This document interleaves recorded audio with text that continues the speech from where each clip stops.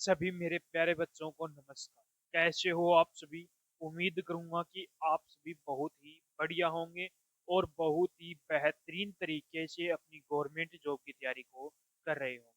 तो आप सभी ने एसएससी जीडी का एग्जाम दे दिया है। अब बहुत से बच्चों के कमेंट आ रहे हैं, सर इसकी जो आंसर की है वो कब तक आएगी, रिजल्ट कब तक आएगा, कट ऑफ इसकी क्या रहने वाली है और नॉर्मलाइजेशन हमें कितने मार्क्स तक का मिल सकता है। इन सारे टॉपिकों पर हम इस वीडियो में चर्चा करने वाले हैं, तो वीडियो में लास्ट तक जरूर बने रहना।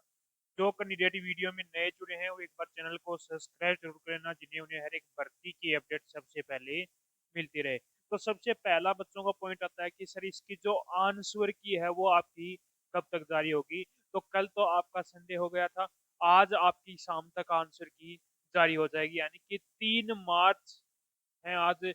आज 3 मार्च है, तो आज शाम तक यानी कि 4 से शाम के 10 बजे तक आपके आंसर की जारी हो जाएगी, यानी कि शाम के 4 बजे से रात के 10 बजे के बीच में कभी भी आपकी इसकी आंसर की जारी हो जाएगी। तो 3 मार्च यानी कि पहले तो 2 मार्च की ऐसे बोला जा रहा है कि 1 मार्च को इसकी आंसर की जारी हो जाएगी, लेकिन 1 मार्च को नहीं हुई, 2 मार्च को भी नहीं हुई। तो आज कल आपका क्या हो गया, संडे हो गया।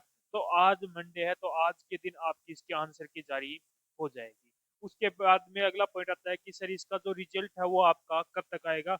तो इसका जो रिजल्ट है वो लगभग मान के चलो मार्च मार्च के लास्ट वीक मार्च के लास्ट वीक तक इसका जो आपका रिजल्ट है वो जारी हो जाएगा। रिजल्ट जारी हो जाए, उसके बाद में बात करेंगे कि इसका नॉर्मलाइजेशन कितने मार्क्स तक का मिल सकता है। तो नॉर्मलाइजेशन आपकी हार्डशिप का इसके अंदर नॉर्मलाइजेशन अलग देखने को मिलेगा और इजी शिप के अंदर इसके अंदर नॉर्मलाइजेशन अलग देखने को मिलेगा। तो वो आपको मैं वीडियो के लास्ट तक पूरी डिटेल इसके अंदर बता दूंगा। अब हम बात करते हैं कि सर इसकी जो कट ऑफ है वो आपकी क्या रहने वाली है, तो उस पर चर्चा करते हैं।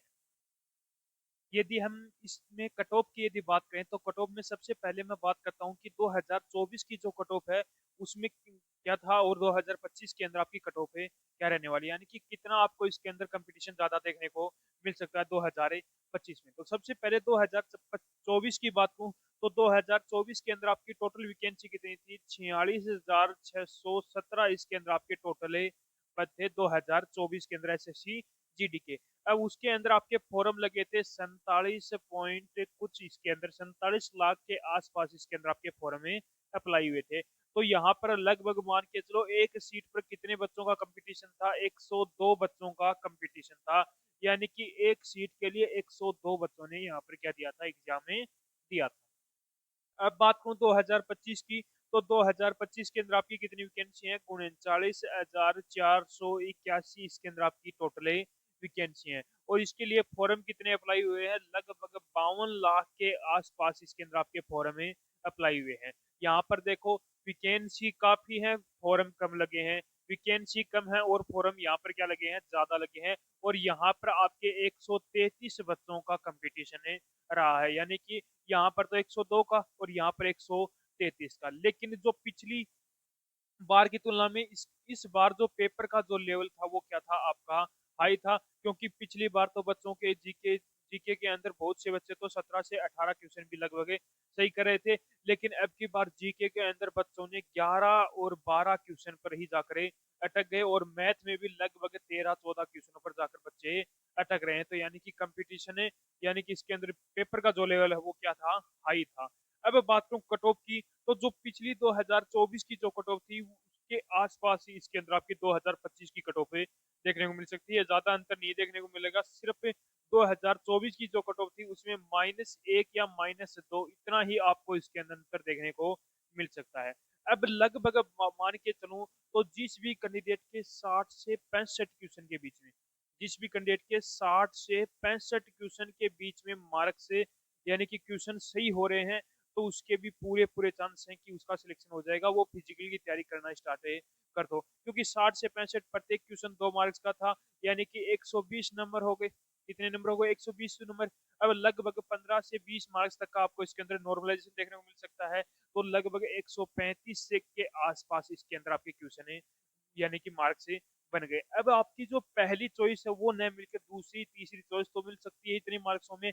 तो ये आपका इसके अंदर कट ऑफ रहने वाले, यानी कि जिस भी कैंडिडेट के 60 से 65 मार्क्स बने हैं वो कैंडिडेट अपनी फिजिकल की तैयारी करना स्टार्ट कर दो। अब अगला पॉइंट अपना आता है कि इसके अंदर नॉर्मलाइजेशन कितने मार्क्स का मिल सकता है, कौन सी शिफ्ट में इसके अंदर नॉर्मलाइजेशन मिलेगा, हार्ड शिफ्ट अपनी कौन कौन सी है। तो सबसे पहले मैं हार्ड शिफ्ट की बात कर लेता हूँ। हार्ड शिफ्ट की बात करूँ तो इसके अंदर आपकी कुछ क्या थी, हार्ड शिफ्ट थी, उसके अंदर आपको नॉर्मलाइजेशन देखने को मिल सकता है। कौन कौन सी हार्ड शिफ्ट थी, तो एक तो आपकी थी 4 फरवरी की जो फर्स्ट और सेकंड शिफ्ट थी, फर्स्ट और सेकंड शिफ्ट थी, वो भी क्या थी आपकी हार्ड शिफ्ट थी 4 फरवरी की।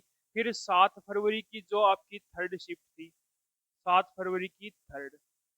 फिर उसके बाद में 10 फरवरी की जो सेकंड, 10 फरवरी की सेकंड और थर्ड शिफ्ट दूसरी, और तीसरी शिफ्ट 11 फरवरी की तीनों शिफ्टें, 11 फरवरी की तीनों शिफ्ट थी, पहली दूसरी और तीसरी शिफ्ट। फिर उसके बाद में 13 फरवरी की बात करूँ तो 13 फरवरी की जो शिफ्ट थी वो सेकंड और थर्ड दोनों शिफ्ट हार्ड थी। उसके बाद में 18 फरवरी की, तो 18 फरवरी की जो शिफ्ट थी वो कौन कौन सी हार्ड थी, वो तीनों शिफ्ट हार्ड थी, पहली दूसरी और तीसरी। उसके बाद में 19 फरवरी की बात करूँ तो 19 फरवरी की जो शिफ्ट थी वो कौन कौन सी थी हार्ड, पहली और दूसरी जो शिफ्ट थी वो थी क्या क्या थी आपकी हार्ड थी। और 21 फरवरी की आपकी जो सेकंड शिफ्ट थी वो भी क्या थी आपकी हार्ड थी। और 25 फरवरी, 25 फरवरी की आपकी पहली दूसरी और तीसरी, ये तीन शिफ्ट आपकी हार्ड थी, यानी कि 4 फरवरी की पहली और दूसरी शिफ्ट आपकी हार्ड थी, 7 फरवरी की थर्ड शिफ्ट हार्ड थी, 10 फरवरी की दूसरी और तीसरी शिफ्ट हार्ड थी, 11 फरवरी की पहली दूसरी तीसरी शिफ्ट हार्ड थी, 13 फरवरी की दूसरी और तीसरी, 18 फरवरी की पहली दूसरी तीसरी, 19 फरवरी की पहली दूसरी, 21 फरवरी की दूसरी शिफ्ट हार्ड थी, और 25 फरवरी की आपकी पहली दूसरी तीसरी शिफ्ट हार्ड थी। यानी कि ये शिफ्ट आपकी क्या थी, हार्ड शिफ्ट थी।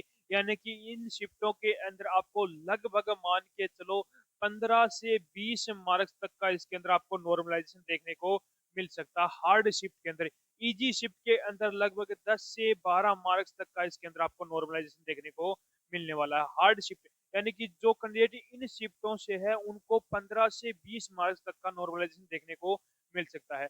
अब यहाँ पर कितने मार्क्स हो इन शिफ्टों में, तो उनका मान लो पूरे पूरे चांस हो जाते हैं कि सिलेक्शन होने के। तो जिस भी कैंडिडेट के 60 से 65 मार्क्स बन रहे हैं, जिस भी कैंडिडेट के 60 से 65 मार्क्स बन रहे हैं, तो उस कैंडिडेट के पूरे पूरे चांस बन जाते हैं। क्योंकि यदि 60 मार्क्स नहीं, 60 क्वेश्चन यदि उस कैंडिडेट के सही हैं, यदि उसके 60 क्वेश्चन सही हैं, तो प्रत्येक क्वेश्चन 2 मार्क्स का था, यानी कि 120 मार्क्स हो गए, प्लस 15 मार्क्स तक का आपको इसके अंदर नॉर्मलाइजेशन देखने को मिलेगा, तो 135 हो गया। कितनी हो गई, 135।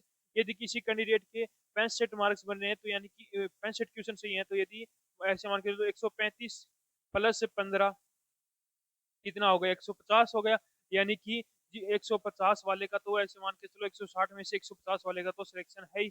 यानी कि यदि आपको पहली चॉइस नहीं मिलती है तो दूसरी चॉइस तो आपको इसके अंदर ही मिल ही जाएगा। तो ये आपका इसके अंदर नॉर्मलाइजेशन रहने वाला है। अब आप मुझे एक बार कमेंट करके जरूर बताना कि आपकी कौन सी शिफ्ट है, तब आपको मैं बताऊंगा कि कितने मार्क्स तक का नॉर्मलाइजेशन देखने को मिल सकता है और आपके कितने क्वेश्चन आपके इसके अंदर सही है। तो वो पूरी आप डिटेल है एक बार कमेंट बॉक्स में कमेंट जरूर करना, जिसका मैं आपको जल्द से जल्द रिप्लाई करूंगा। तो उम्मीद करूंगा कि आपको हमारा ये वीडियो पसंद आया होगा। तो एक बार लाइक शेयर सब्सक्राइब जरूर करना और कमेंट करके जरूर बताना कि आपको हमारा वीडियो कैसा लगा।